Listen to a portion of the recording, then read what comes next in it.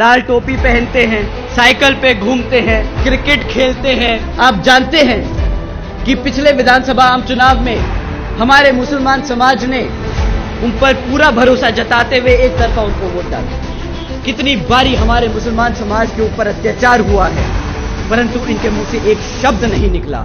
आप लोग सब जानते हैं। परंतु जब संसद में रिजर्वेशन इन प्रमोशन का बिल आता है तो इनकी जुबान और इनके हाथ उसको फाड़ने के लिए सबसे तेज और सबसे आगे चलते हैं। कि जब बहुजन समाज पार्टी ने अपना प्रत्याशी उतारा एक सीट पर, तो उन्होंने अपना प्रत्याशी वापस लेकर एक दूसरे को खड़ा किया जो दलित समाज से था।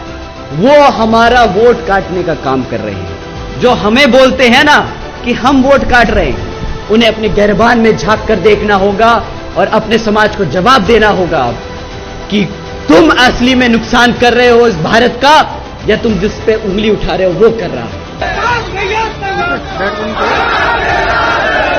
साथियों, जो लोग हाथ का लेके आते हैं झंडा अपना, कितनी बार ऐसा हुआ है कि वो लोग आपके हकों के लिए खड़े हो।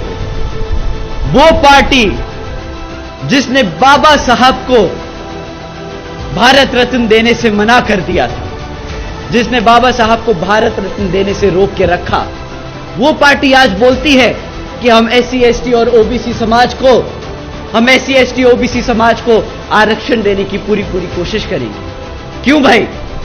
अब जब मान्यवर साहब ने, अब जब बहन जी ने इस बहुजन समाज को इकट्ठा कर पूरे देश में इसकी ताकत एहसास दिला दी, तो अब तुम्हें इससे घबराहट हो रही है, अब तुम इससे डर रहे हो, तो अब बात कर रहे हो 60 साल बाद इनको आरक्षण देने की।